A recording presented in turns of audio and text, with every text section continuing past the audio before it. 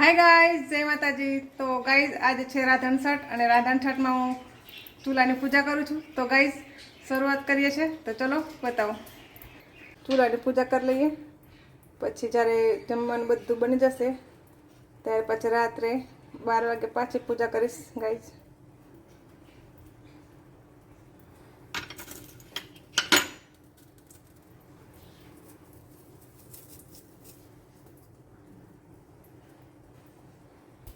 तो चलो गाइस पहला गैस शुरू करिए।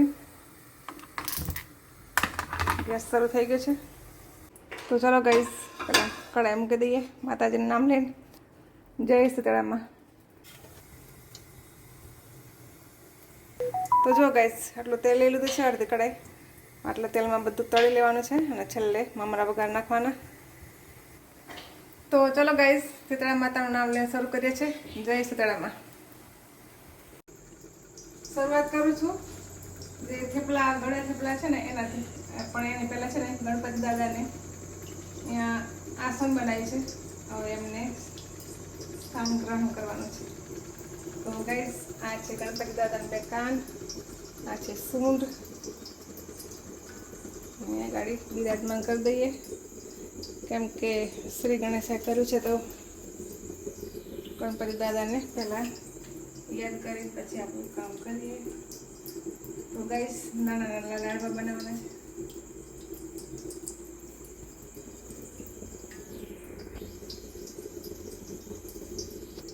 તો ગાઈસ ગણપતિ દાદાના લાડવા અને લાડવા ખાવા માટે ઉંદર પણ આવી ગયો છે। જો નાનકડો ઉંદર છે અને આ બે તકિયા છે એમના।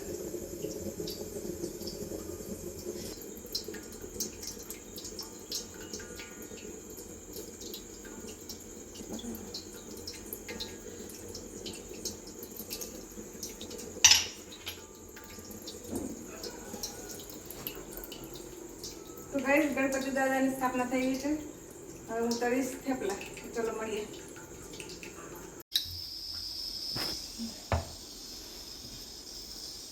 તો ગાइस શ્રી ગણેશ કરીએ છે, જય સીતારામ।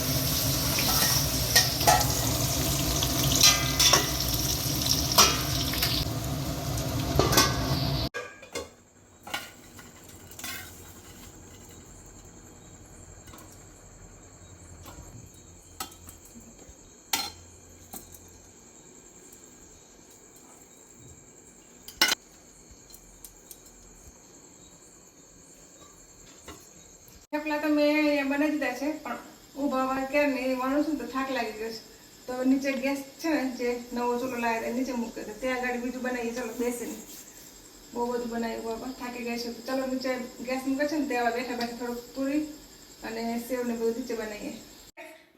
જ્યાં ઉપર થાક લાગે કે ને તો એમાં નીચે બેસી ગઈ છું, કેમ કે પગ દુખતા હતા. તો હવે થોડુંક બાકી છે ને એમાં નીચે બનાવું છું સેવને જાડા ગાંઠિયા ને હોય ને બધું, કેમ કે ઊભા પગને તળવાનું બધું થાક લાગતો તો નીચે ગેસનો થોડો નવો લીધો ને આપણે નીચે મૂકી દીધો છે.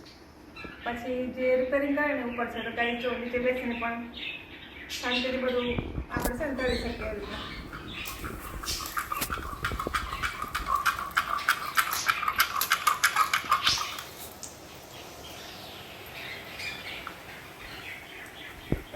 એકદમ ઇઝી છે મશીન, ફટાફટ બધું સેવ પડી જાય. પિત્તળના મશીનમાં છે ને આમ બહુ ગોળ ગોળ ફેરવું પડતું, એકદમ હળવું ફૂલ છે મશીન, તો બનાવવાની મજા આવી જાય.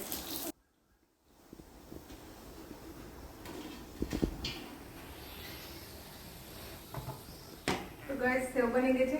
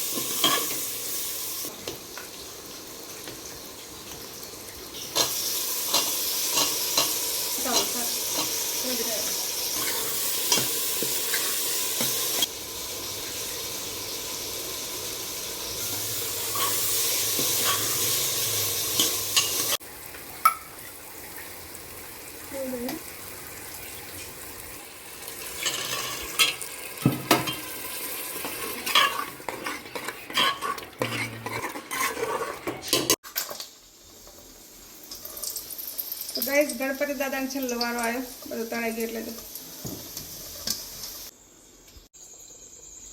તો ગાઈસ તેલ ગરમ થોડું વધ્યું હતું ને તો ડબ્બા લઈ લીધું છે. હવે ગેસ ને જે બધું બની ગયું છે ને તો હવે ચૂલો ઠારવાનો અને જે તેલવાળી કઢાઈ છે ને એને પણ ઠંડી કરવી પડે ગાઈસ.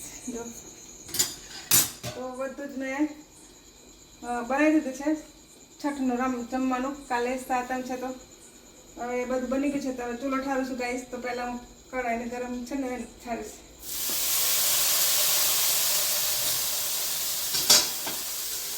ચૂલો ઠારી લઈએ પછી પૂજા કરવાની ચૂલા. જય સીતારામ માતા. બધું રાંધી નવરે થઈ છું અને 11:30 વાગ્યા છે અને મેં ચૂલો ઠારી દીધો છે ગાઈસ. સીતારામ માતા ભલું કરે. આવતા વર્ષે વહેલા આવજો. જય માતાજી. તો ગાઈસ જય માતાજી. તો આજે રાંધણછટનું રાંધી ચૂલો ઠારી અને એકદમ કિચન ક્લીન કરી નાખ્યું છે. બધું સાફ કરીને નાહી અને અત્યારે હું ચૂલો પૂજું છું પાછું ફરીથી. કેમ કે શરૂઆત હતી ને ત્યારે પૂજ્યું તો હવે પાછું બધું રંધાઈ ગયું છે એટલે પૂજવાનું અને સવારે પાછું સાતમનો પૂજીશ. તો ચલો ગાઈસ ચૂલો પૂજી લઈએ.